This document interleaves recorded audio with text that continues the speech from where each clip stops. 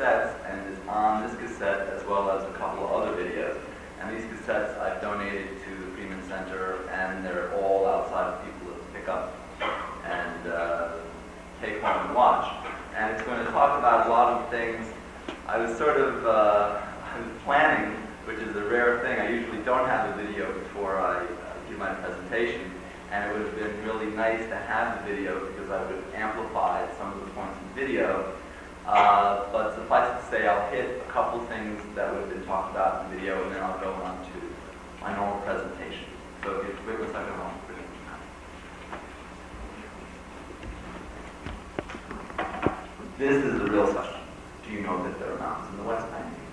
And invariably, I would get blank stares of people who knew for certain whether the land should be given up or the land should be kept, but they didn't know a rather basic fact of the existence of mountains in the West Bank, which I found a little bit ludicrous. Suffice to say, I'm an attorney, so I wanted to get an evidentiary basis so people could help understand the problem. So that's how I came up with the idea of commissioning the map. And let me just go over, and by the way, everybody here, I'm going to be leaving, Bernard has a map, and there's going to be another map left in the synagogue, and I'm also going to be donating a map to the students at Rice University, because what I do is I have commissioned about 300 of these maps, and I've donated them throughout Israel, including the Israeli government, and just hundreds of people are now in Israel using this map and the system that I've developed. And let me just give you a brief overall glimpse of the map. Right up here is the Golan Heights. Right up here is South Lebanon. This is the north of Israel.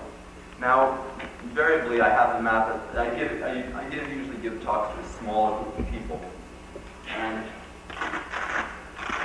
the first question everyone says is, what's the blue patch? Blue strip. And invariably, the key is that when people see the whole topography, all of a sudden, the term green line becomes a little bit different. Can everyone hear me? Oh. I'll put the microphone over here. That's a little bit better. And in fact, the green line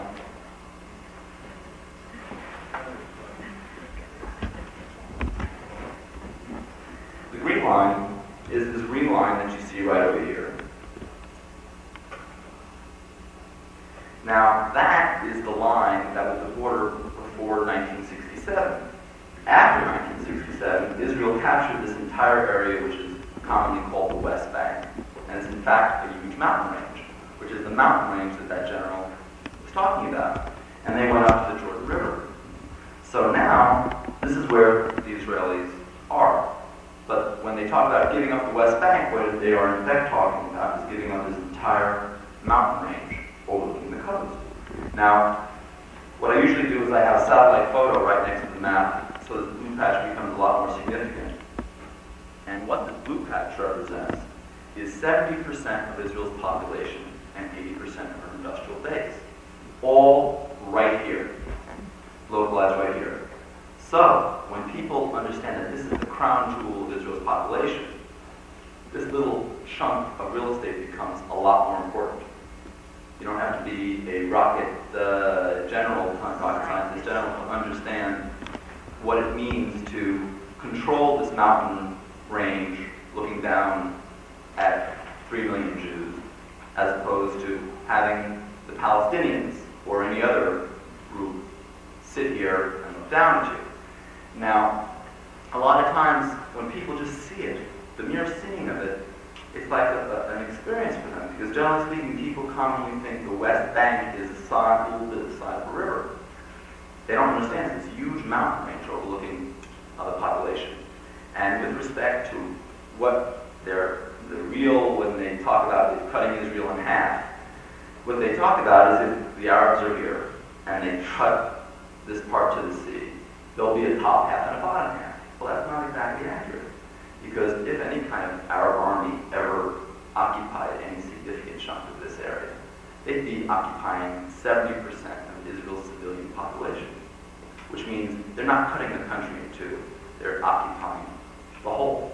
So when you see it in these terms, it's a rather dramatic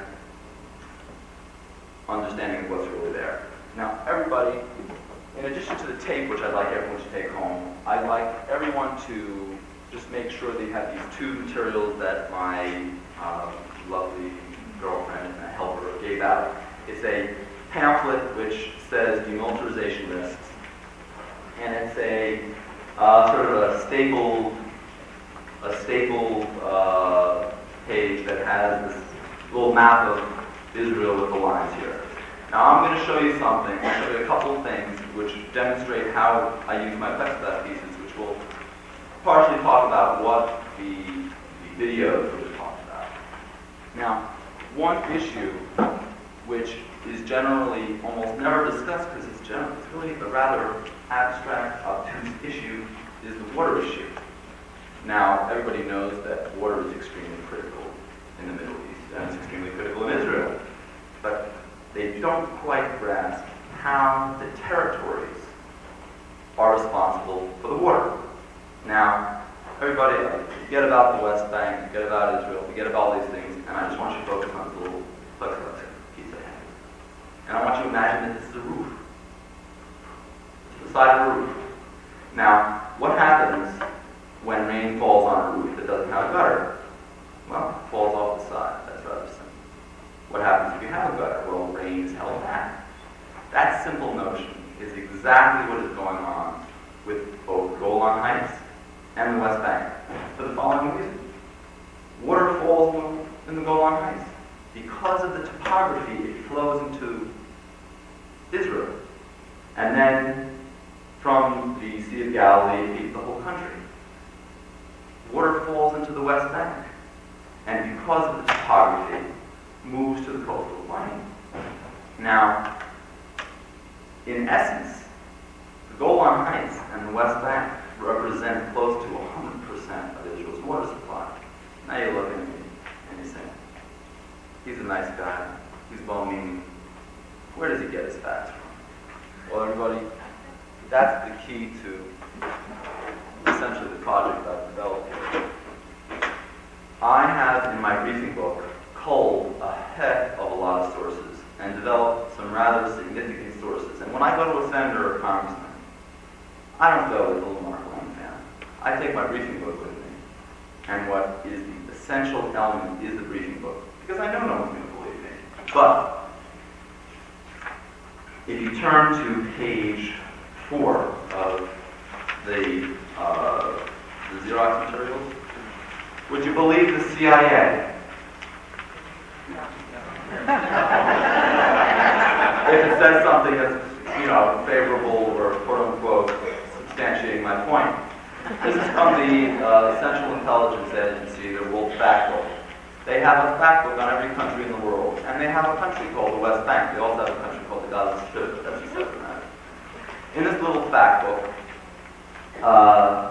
under the little innocuous heading, environment, you'll see a one-sentence phrase.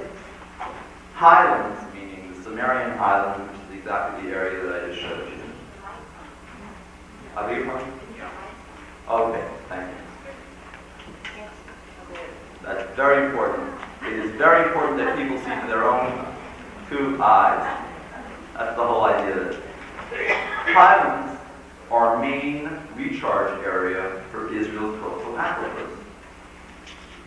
Now guys, if one of the issues that people really discuss is because Israel is occupying this area, they do not allow the Palestinians to dig wells and other devices which can hold back the water. If the Israelis withdraw,